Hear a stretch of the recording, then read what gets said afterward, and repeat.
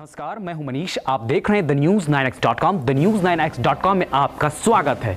जब से चुनाव आयोग ने तारीखों का ऐलान किया है, तब से पूरे बिहार में एनडीए से लेकर यूपीए के खेमे में होड़ मच गई है, जिसमें यूपीए की तरफ से अपनी सीटों का ऐलान हो गया है, जिसमें से यह बताया जा रहा है कि महागठबंधन की सीट शेयरिंग के फॉर्मूले में एक बड़ा फेरबदल हो गया है, जिसमें से एक सीट जो काफी महत्वपूर्ण मानी जाती है, जिस सीट के विषय में कई लोग कयास लगाकर बैठे थे कि इस सीट से पुनः भारत को एक शीर्ष नेता मिलेगा, परंतु कई राजनीतिक पंडितों की सोच या साजिश माने तो यह लग रहा है कि उनके नेतृत्व से कई महागठबंधन के नेता डर गए हैं। जी हां, मैं बात कर रहा हूं मार्क्स और लेनिन की धरती या फिर कहें तो दिनकर की भूमि बेगूसराय सीट की। यह सीट पूरे बिहार में ही नहीं बल्कि पूरे भारत में एक बड़ा महत्वपूर्ण रखता है, चूंकि पूरे बिहार में सिर्फ चर्चा का दौर यह था कि कन्हैया कुमार और गिरिराज सिंह का टक्कर बड़ा ही दिलचस्प होगा।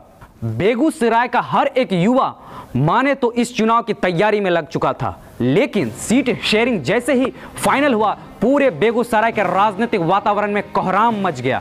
कन्हैया कुमार को यूं कहे तो सीपीएम को महागठबंधन ने सीट नहीं दी, लेकिन माले को एक सीट आरजेडी ने अपने क्षेत्र आरा से राजू यादव को टिकट दिया है।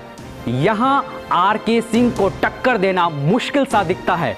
अब आते हम बेगूसराय की ओर, जहां पर आरजेडी के उम्मीदवार तनवीर हसन चुनाव लड़ रहे हैं, जो बेगूसराय को अटपटा लग रहा है, चूंकि इस सीट से बिहार के बहुमुखी कद्दावर नेता यूं कहे तो बात बात पर पाकिस्तान के कमियों को बताना और बिहार के सबसे महत्वपूर्ण नेता गिरिराज सिंह को इस संसदीय सीट से लड़ाना है। आपको हम यहां से बता दें कि यह कभी कांग्रेसियों तो कभी वामपंथियों का बड़ा गढ़ रहा है, लेकिन विगत वर्षों से यहां बीजेपी अपना परचम लहराती आई है। एक गौर करने वाली बात यह भी है कि अगर गिरिराज बेगूसराय से होंगे तो सवर्ण मतों को अपनी एक हुंकार पर समेट सकते हैं। साथ ही साथ जब से सांसद भोला सिंह का निधन हुआ है, तब से यह सीट खाली है।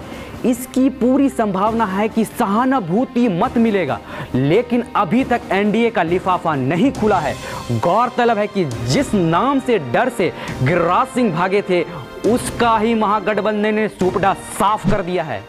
अब शायद गिरिराज बेगूसराय से हुंकार भरेंगे, चूंकि नवादा से सीट शेयरिंग में बदलाव के कहीं से भी आसार नहीं दिख रहे हैं, क्योंकि वहां से एलजेपी को हरी झंडी मिल गई है।